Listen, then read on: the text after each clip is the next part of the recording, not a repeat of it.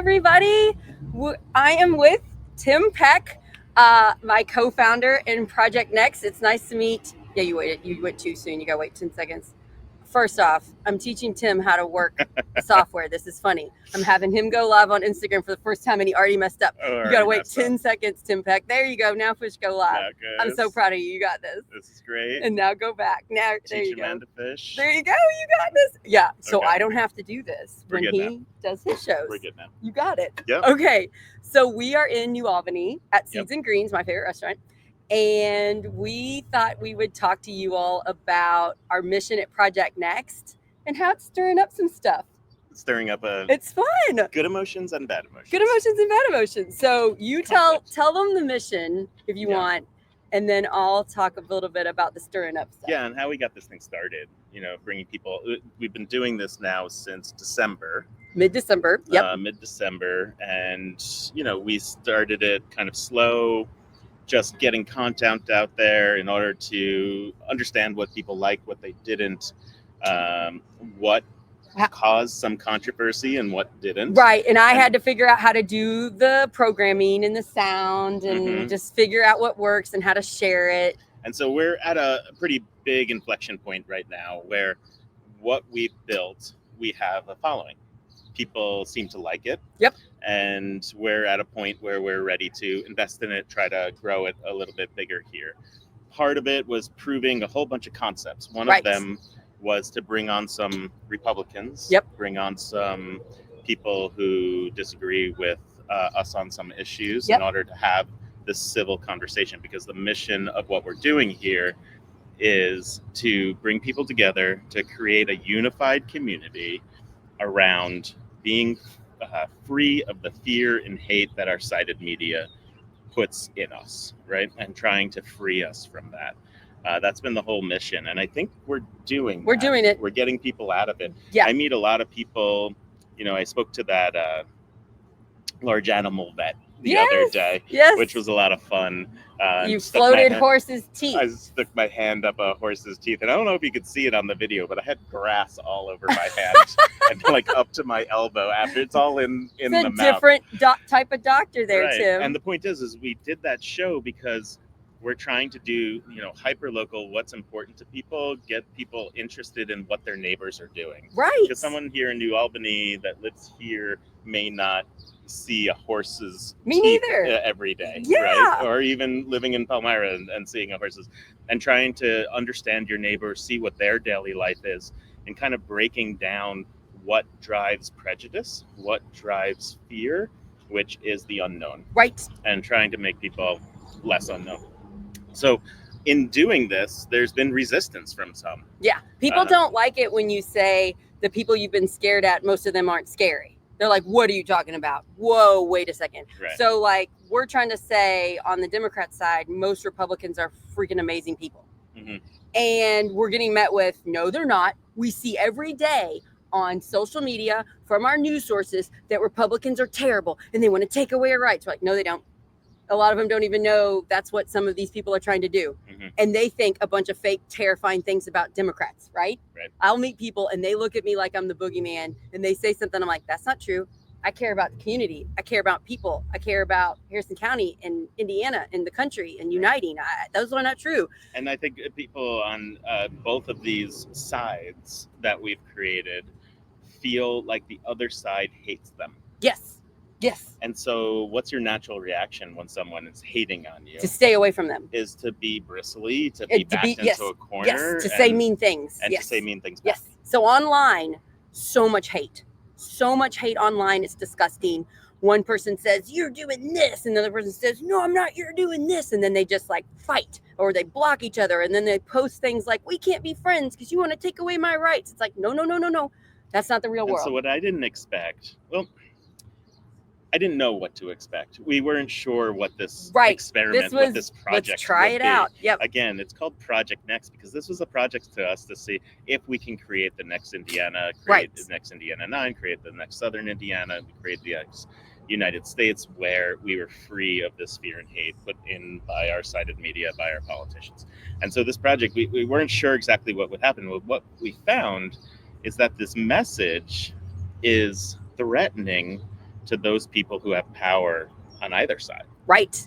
And it's threatening to say, okay, you're, a bubble that you've created, that secure, safe place that It's feels like others are scary. hating you. Right. It's scary to say, open up that bubble. Open up your bubble. And- Not and everybody's let as other scary as people you in. think. You're so right. You said that so well. Yes. We are also getting a lot of positive things, like groups that are all about uniting and about protecting our community, helping the homeless, helping people with addiction, helping our most vulnerable people. They've been reaching out to Project Next and asking to get on our shows, and we're like, yes, yes, yes. I got a whole list of people I need to have on soon so we can help unite. And then the people that like the division or are scared and don't believe us, they're pushing back. Mm-hmm. And that was a little bit interesting for us. I don't think we were expecting it. I mean, we did expect it, but I didn't expect it would be this hard. I didn't know it would come on us this right, hard. Right. Yeah. So we just want to say thank you to those of you that are reaching out, that want to put your amazing thing, your amazing nonprofit or whatever unity building thing you're doing. Keep reaching out to us. We will get you on the program. We would love to highlight you. Mm-hmm. And then if you are clinging to this old reality that you've been told that people that vote differently than you are your enemy, widen that bubble. This is the time to do it. Doesn't it feel even uncomfortable to say that? And sometimes, even when I hear you say that, or I hear myself say that, I get a little uncomfortable. I just have to admit it, because I'm thinking about how that message is so different than what we're hearing otherwise. Right. That it's almost by design, it is uncomfortable to hear that, right? And we have to get to that place where it's uncomfortable. So practice it. Yeah. Maybe go out and talk to your neighbor a little bit. Mention public education in Indiana, because I think most people would agree we should fund public schools. That's, even though that's not what's happening at the state level, like find what they care about. And then I bet you care about it too, and have a conversation that you've been avoiding for years because you've been told our neighbors are our enemies, when that's not true. Mm-hmm. I can have a conversation with my Trump-loving neighbor about everything except Trump.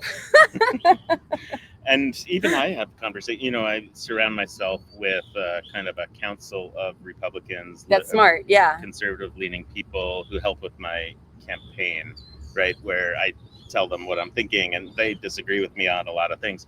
We talk about Trump all the time, right? And we get into good. And you don't fight and yell at each other and say you're not going to be friends anymore? We're still friends, right? At least we're still friends. So amazing. So it can be done. Right. And it's just we forgot how. Yeah, but what happens is that even when I say that, you're hearing this, other people hear that and they think, okay, Tim has to be patient with those people, but those people have to be patient with me. And I have to be open to finding out where I'm wrong. Right. And sometimes I am wrong. There have been things when I was like super to the left that I do not think anymore at all. So I've opened up my mind to be like, maybe we're not right on everything on the left side, and we're not. And maybe the right's got some really good ideas I should hear and listen. One of the pieces of pushback we've heard is that you're being corrupted by the right. You're being corrupted by the right. And I think, the whole point is trying to keep your mind open to hear things, so to understand what you think, what you believe. But then knowing that whatever you think, what you believe can change as you move forward. You're allowed to change your mind about things. Yeah. When I was in 6th grade, I was told it was wrong to have marriage equality. I don't think that anymore. Love is love. I'm like full out. I go to every pride thing I can. I love those people. It's amazing. You should get to be who you are. So I thought a lot of things that were wrong that I don't anymore. It's okay to change your mind. Mm-hmm. Terry Gooden said that. He ran for lieutenant governor with Jennifer McCormick. He said that he thought things, because he's been in politics for a really long time, and he's changed. He just learned and grew with society and culture and changed. And that's what we need to do now. Yeah. Democrats, Republicans, people not voting. If you are listening to this, you're going to get a lot of pushback based on what you just said about Terry Gooden, by the way. The time is now. I'm okay. He's a friend of mine. Want to, give people a break for things that have happened in the past. Yes, they want to how people evolve. Criticize every single thing you do when we're just human and we mess up. I misspelled Palmyra the other day on my farmer's market live. I mess up, you guys. And it's okay. I laughed it. I felt embarrassed and laughed it off. Told Tim he still likes me, thankfully. He didn't kick me out as a co-founder. We're still doing this. Look at this. And I misspelled my own town. But people change, people learn and grow. It's when we get stuck and we refuse to believe new information, that's when it really does damage to our community. What's working well, what's not working well with Project Next, do you think? What's going well right now? I think talking to people like Mad Voters, Hoosier Action, I'm getting Wendy Danchesser, who's a state house rep, coming in and talking about how hard it was to be in that state house this last session.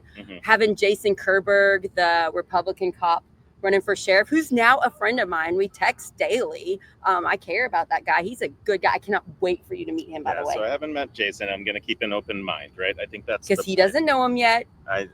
You're not friends with him like I am. Yeah, we need to talk. We need to understand one another. And what I realize, where we agree, where we disagree. Since I've been talking to him and doing what I realize is you two have a lot in common. You know why? What's that? You both really care about your community.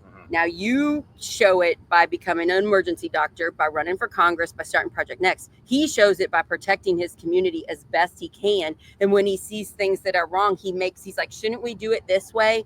So similar to you. And he's like, let's fix this problem. All right. But he has a lot of empathy for people. So I'm going to meet him on Thursday. So on Thursday, we're going to go and do a live show at Project Next at a Jason Kerberg kickoff campaign event in Georgetown at the Spot. I think it's from 5 to 7 or 8 or something. It starts at 5 at the Spot in Georgetown. We're going to go there. We're just going to get to stay for the beginning of it because we got a busy day, Tim. We do have a busy night that night. You're going to get to meet Jason for the first time. We're going to have him on the show a little bit. I'm going to see if there's good Republicans that want to come on and talk about Jason. And then how are you? And then we're going to go to the Floyd County Democratic Gala. Yeah, at the Grant? The Sherman Minton dinner. Sherman Minton dinner. Yep. Yes. So we're going to do a Republican event and a Democrat event and have 2 lives at those 2 different things to show people, good people on all sides. Yeah. What a shock. Yeah. Who could have predicted this? I'm going to go in with an open mind there. I'm going to go in looking to learn. That's the mentality that I'm going in with, and that I'm trying to go in with a lot of this, a lot of what we're doing here. It's just about looking to learn about. And I was a little nervous. Jason invited me like 5 times. And I was like, I want to go for Jason, but I don't want to go alone. I'm a little nervous. So I was like, Tim, can you come with me? Because again, people are scared of me on that side. People think I'm scary, and I'm not. I just care about our community, and I want to meet as many Republicans that also care about community as possible. But there is that fear on their part, and I still have a little bit of fear. So I'm really confident going because you're coming. But if I was going by myself, I would still do it, but I would feel scared. And I've gone into these rooms by myself so many times because, especially when running in the primary last time, because we were running in a primary, I was allowed to go to a lot of the deep red areas where they had primary debates. Oh, nice. And it would be all Republicans and myself. Then we went to the Bedford Farm Bureau debate, and it was, I believe, 17 Republicans and myself on that stage. So I just want to say, I've been doing that. It is scary. Yeah. So like I've been messaging Republicans lately and asking them to just talk with me. And a lot of them just ignore me. But some of them reach out. Jason reached out. So he showed that he was pretty brave. He was told by multiple people not to talk to me, that I'm scary. And he chose to ignore them because we had talked on the phone enough. We realized our mission aligns. We want to unite the community. We also want to help get rid of fear with police and have an open dialogue about what our local police does. And he was willing to do that with us, which is amazing. Yeah. So I'm looking forward to the meetings. It's amazing that he would even let us into that, crowd. So he invited me 5 times. I had, kind of a soft launch of our campaign last week, and we had a party in New Albany. Yes. We had a party in Madison, and then I went over to Lawrenceburg as well, not for my party, but just to see some people in a meeting there. In the party in New Albany, we had a number of Republicans there, including the two of them, a couple, was were identified as MAGA when they told us. That's how they identified, and they threw the party for Trump's when Trump won the election in their neighborhood. They threw a party for it. Wow. And they were at your they campaign came. kickoff They came. event. I haven't gotten to follow up with them, but they stayed for the whole speech. And whether they agreed with me or not at the end of that speech, again, the bravery to come. How brave of those people to come. And yes. not be disruptive, not be. They were respectful. They listened. They listened to every word. They were there to the end of the speech, and then end of Q&A session too. They stayed, and that was how hour brave and a of half them. altogether. Brave of them. That's what we're asking you all to do. Step out of your bubble a little bit, reach out, and see. What you see online is not reality. Yeah. There's some people like that, but not everybody.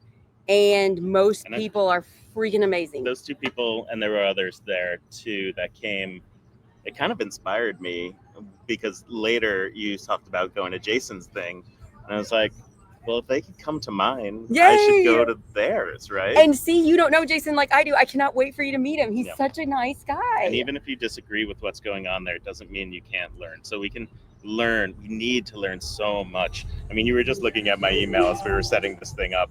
You see all of the kind of right wing. Yeah, you read right wing stuff. I don't do that. And you just have to. And some of it you learn from, and you also get in the minds of other people and just try to understand what's going on out there. And the extremes on both sides are bullies. That's the thing I struggle telling Democrats. You look like a bully.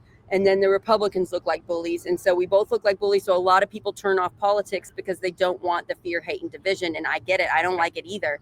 But I'm going to try to fix it. What hasn't gone well with Project Next that we need to learn from and get better at? So some people are upset that we're growing. Some people are fearful of our platform. We are getting thousands of people watching our shows. A lot of it's local people. I personally was attacked on Friday when I was eating at the new Mexican restaurant in Palmyra. It's very good. With my family, I got a message from a new Mexican restaurant? We have 2 new restaurants in Palmyra. Oh, I didn't know that. You would if you watched my farmers market live, Tim Peck. Okay, I will. I understand you don't have time. It's fine. You are the busiest person I know. So anyway, I was eating, and Sean Bossack texted me a picture of Larry Schickel's Facebook. Larry Schickels is the superintendent of the parks in Harrison County, and I ran for county council to share some things that I thought could be better about the parks department. And he called me names on his Facebook. He called me, I can't remember. Bozo Blessing, I believe. Bozo Blessing, and then Palmyra's idiot something. Town idiot. Palmyra's town idiot, Sarah Blessing. And so I was just like, whoa, I can't believe he put this on his Facebook. And it's because he's scared, right? I mean, scared. I mean, when you're scared, it's also the feeling of being kind of backed into a corner with whatever you've built or whatever you've done. And I'm sure he's done some good and he's done some bad. And when you're in that corner, you have a decision if you're going to be of how you're going to get out of it. And a lot of people, if they're not thinking, he wasn't thinking. If you're not getting to a place where you say, okay, how do I be a good person here, and take your time with it, and instead just react, you bite back. And he bit hard, and it doesn't look good. Yeah, I mean, it's like, I'm okay. It hurts my feelings. It messed up my Friday. I couldn't go to sleep.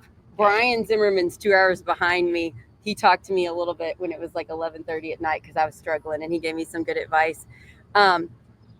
It's just, I don't want to do that. It's okay. You get it too.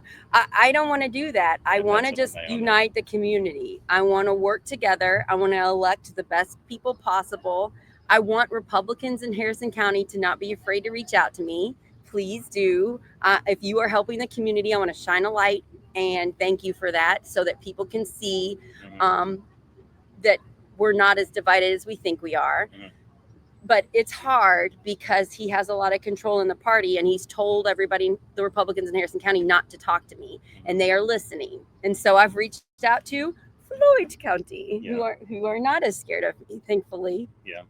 And I've sat down and had lunches, coffee with a lot of Republican candidates last year, where we had cordial conversations.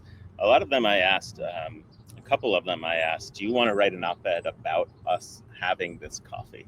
Right. Because that's good to let people know we're talking. Just the act of having coffee with another party's candidate Right. is newsworthy, right? And so I'm not saying names right now because they didn't want to go that far. But the first step to just be seen in public, to be talking to one another, understand one another, definitely disagree on a lot of policy points, but agree on other policy points, is just an enormous step. I would love to get to a moment where we could write those op-eds. That was a year or more ago. I think we're at a better place, don't you? Right. We started Project Next with the intent of kind of, okay, we don't need to do op-eds where people, not as many people are going to read them. Right. Instead, let's create Project Next where we can get this voice of togetherness out. Yeah, let's show reality of people working together, because every day they are. Mm-hmm. And we have to stop believing what is being pumped out, the message of the fear, hate, and division. We have to stop believing it, and we have to seek a little bit harder the unity. Right. It's there. It's especially in local. So every day locals working together. This week we have the Jason Kerber's kickoff that we're going to go do, and that's on Thursday. After that, we're going to Sherman Minton, which is Oh, can I tell everybody what I'm doing tomorrow? And yes, and let me just say, Sherman Minton was a really special place for me and a really special event. It was a big room last year. There was a lot of people there, hundreds of people. And it was the first speech that I did that really clicked. Oh, good. Yeah. I've never been to one of these events, so I'm excited. Yeah, so I'm not giving a speech this time. It was the last time I was the candidate, etc. It was really an amazing moment. We'll do a live Project Next year. We'll let you in that room, whether you're coming or not. We'll put you in there. And then what are you doing tomorrow? Tomorrow I'm going to the Harrison County Animal Shelter, and I'm going to play with puppy dogs and cats and show what amazing animals are up for adoption. Yeah.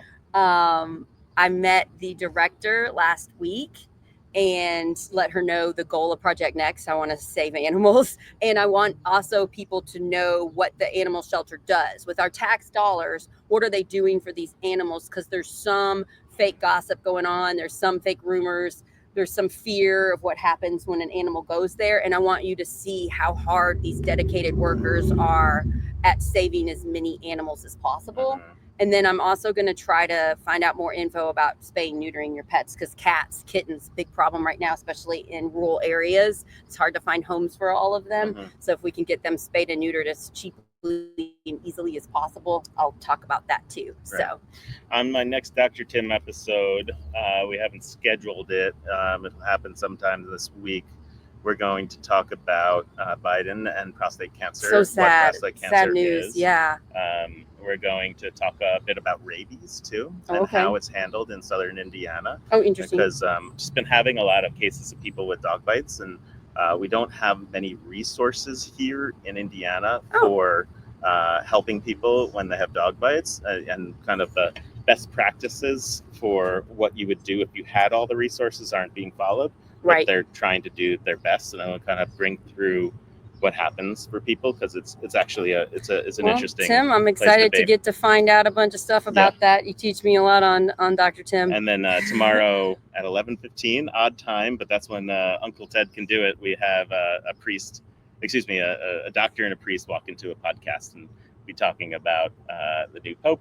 It's exciting. Yeah, it's an Midwestern exciting Pope. And really and I've got Brian's show. I'm rushing home here in a little bit to do Brian's show today at 2:30 Eastern Standard Time. Very cool. I know I'm really proud of my friend Brian. I know this part of his journey is very difficult for him to talk about, and I'm just really proud of my friend. And then one ask is, we're going to do a 6 to 8 part series. I think it's going to be 6 on youth in southern Indiana. Yeah.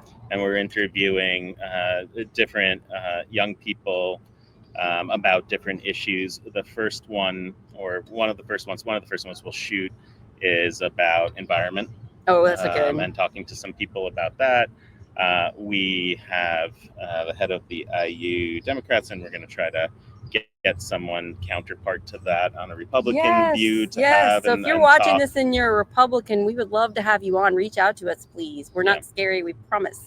And if you're a teen, a 20-something that wants to come on to one of those shows and just talk about what it's like to be in Southern Indiana, please reach out to us. I know that they feel unheard, and I have to say same.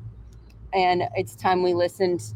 They're the future of our world. Yeah. We need to listen to what they care about, and we should be doing things that are important for their future. Yeah. So this will be more of the attitude that will be going into this, at least on my part, is to be a learner here and to be asking questions and to learn and give a platform for these young people to tell us what they believe and what they think and what their experience is, rather than me imparting, quote unquote wisdom or how things should be. It's a lot of listening and it's learning. It's going to be a lot of listening. We're going to listen to them. And that's a big part of this. I think empathy for people, even when we don't understand where they're coming from, empathy is big. And then listening and learning and being open to grow, open to their information, to their perspective that's not the same, right? Right. Yeah.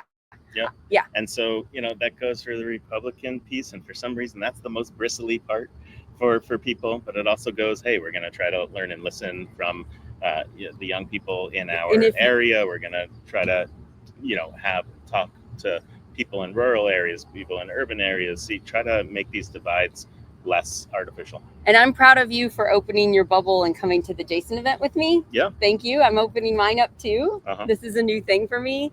And I want to know, what are you guys going to do to open up your little bubbles? Are you going to talk to your neighbor and check in on them and see how they're doing and, ask about them and what they care about? Or are you going to talk to someone at the grocery line and just say, hey, how are you? I've had beautiful conversations in lines because I like to look, if they want to talk, I'll talk to them, just get out there and meet your community just a tiny bit more than you are now.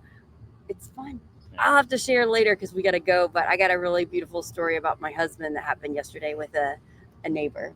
Nice. Yeah, he's listening to us. Mm-hmm. Oh, really? Yeah. The neighbor or your my husband? Your husband is going out and meeting strangers that he would normally fear and talking to them and coming back and being like, our neighbor's amazing. I found this and this and this and this about him. Anyway. It makes the world less scary, makes it less closed. I feel right so now much better. Like once I met Jason and knew there's this amazing cop on the street, it made me feel so much better about the world. Mm-hmm. It's nice. All right. I'm looking forward to meeting him. All right. Thanks, you guys. Please share, subscribe on YouTube. We need 4 more subscribers on YouTube to reach 500 subscribers. YouTube is a hard place to get subscribers hard. If you don't know social media. Yeah. It's just YouTube's hard. So thank you for everybody subscribing on YouTube. Share us stuff and have a fantastic day. Love you guys, and we'll be back. I'll be back with Brian in a couple hours. Sarah's going to teach me how to push this out now. Push in. You got this, buddy. Living on stream. Push in. Bye, everybody. So proud of you, Tim, for learning about your technology.